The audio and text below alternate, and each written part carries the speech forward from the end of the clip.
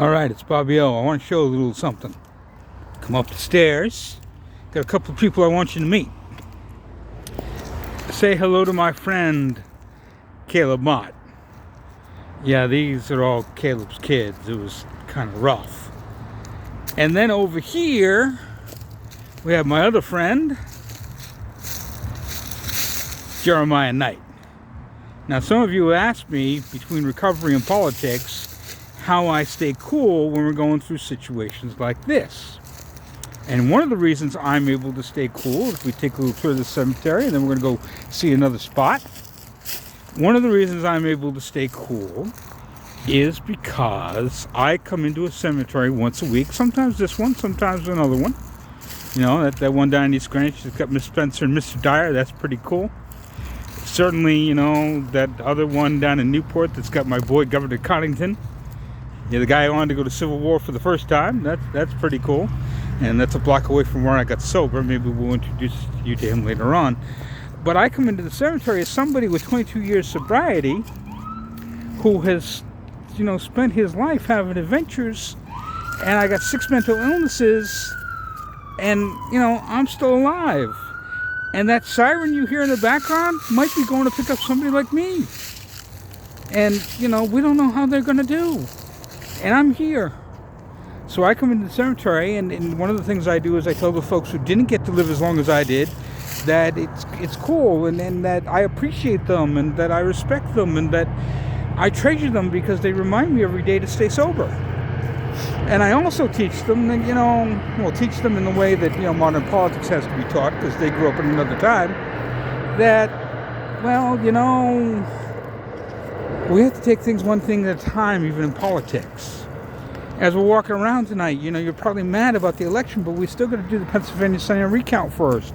And then we got to ask the other 7 recounts. And then we got to find a pattern. And then we can go after the tabulation systems and Starlink. And we do it one step at a time. And that's how it works. And as long as you keep that in mind, you will stay comfortable. Because you realize the universe takes its own time. Now, we're going to travel down to another spot that spoils me because, you know, I've had this life where I've gotten to live in Tiverton. And, well, heck, I was born in West Palm Beach.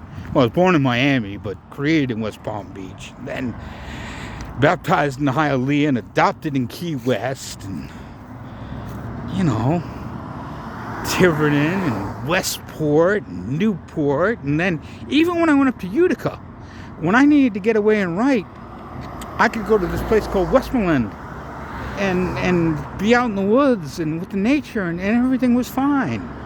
So yeah, the election did not go on the day of the way we wanted to go, probably because they cheated. But in order to undo that, we can't get ahead of ourselves. Yelling at each other doesn't help anything. It's because the Electoral College that we lost, because without the Electoral College, we won by 10 million votes.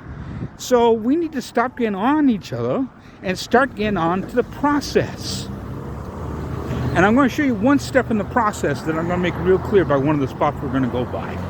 It's going to make the point really well about what the process is supposed to be as we take this little walk tonight together. And you know, you could say, Bobby, you hang out in cemeteries and you think people talk to you because you're bipolar 1 and you're crazy. You know what? You wouldn't be wrong. You could say, Bobby, you hang out in cemeteries and people think people talk to you because you've got these wicked cool creative skills and you've written 2 books and you've written commercials your whole life and you've been a salesman, you've done all these things, so naturally when you're there, your mind just kind of takes over that semi-eidetic memory of yours and the high IQ that skipped a grade, and that's what's filling the space. And of course you can say, Bobby, well, you were taught by the faithful companions of Jesus, the Benedictines, and especially the Jesuits, and maybe you do talk to the other side. Now here's the thing. If you're going to go along with the idea that it's just luck, or craziness, or, you know, the fact that I'm a little bit creative, then how do you explain when I'm in one of these situations and I get the idea to solve a problem or I get the solution to a riddle, or I get the spot, even most important, I get to figure out where the spot is, then I'm going to find the solution. Is that just luck? It can't be just luck. So if it's not just luck, we got to talk about what Caleb and Jeremiah suggested we do. And Caleb and Jeremiah, again, if you want to believe it's crazy, it's crazy. If you want to believe it's creative, it's creative. If you want to believe they actually talked to me, that's fine. Caleb and Jeremiah suggested that we use the free market to keep Trump in check. Remember that we control 72% of the free market. So let me give you an example as we walk down this little pathway. Speaker Johnson doesn't want to let the ethics report go, and he might want to, help the Senate make recess appointments. Well, Speaker Johnson represents counties, and those counties have chambers of commerce, and those businesses in the chambers of commerce have insurance companies and banks and licenses and federal permits and all kinds of stuff. And if we from New England and New York and California and Illinois gang up on a county, well, how's that county going to do? And I'm not talking about violating the law. I would never ask you to violate the law. I respect local law enforcement too much. Local law enforcement helps me get too many people sober, so I would never go against them. An individual officer does something stupid, like Lugo, well, yeah. But, in general, I'm a big fan of local law enforcement because the people, they help me get into sobriety. So we can use the free market to upset any red state legislators' plans. But we got to take the action. We can't wait for somebody else to solve it. We can't wait for the Magic Sky referee to jump in the fight and get involved as we take this little walk down this pathway. Because if we wait, then we lose. When we take action, we win. Now, here we have, I suppose you can see it over there. There's a building. Right? It's back in the darkness. But the building's for sale.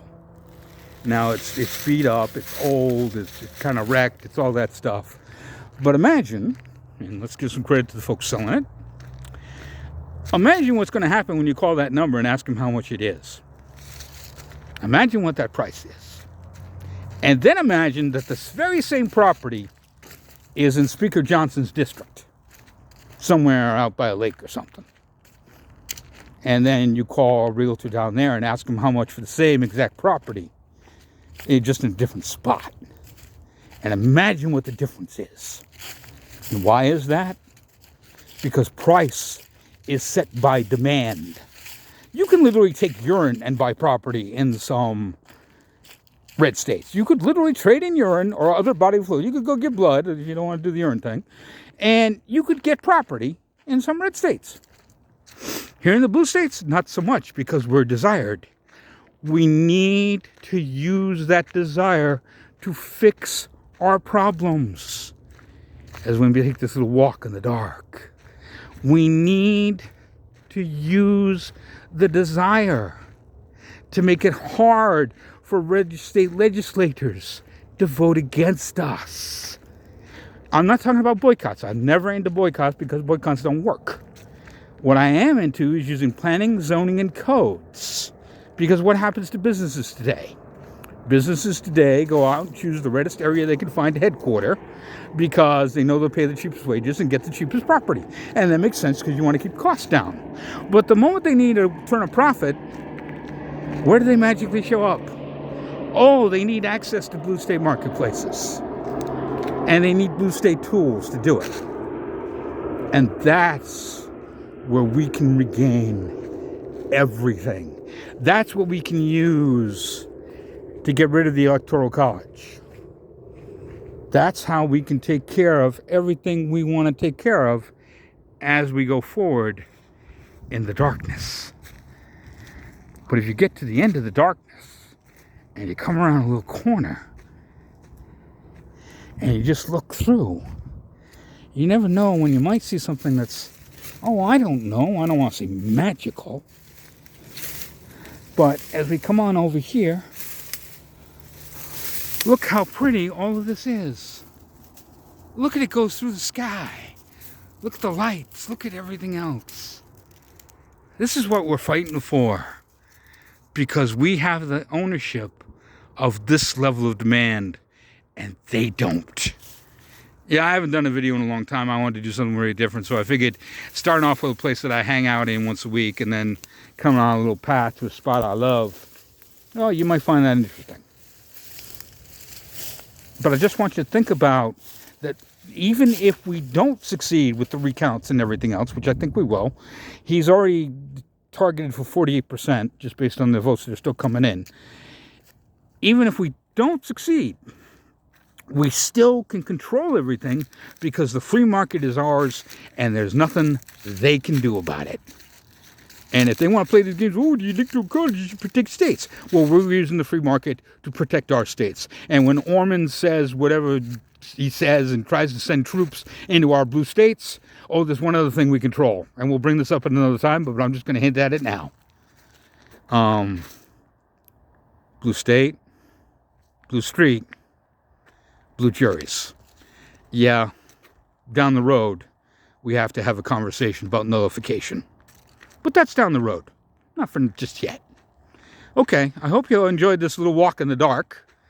Yeah, now you see why my writing's so creepy. Yeah, I understand. And I'm going to go head back and have dinner. Hopefully you're having a great night. And just keep these thoughts in mind as you go through your week. And again, if you're a young lady going through,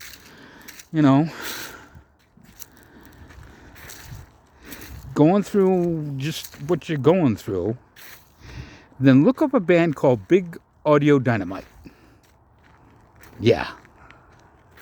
Play some of their songs. It's what we did in the late 80s and getting ready for the night Clinton campaign.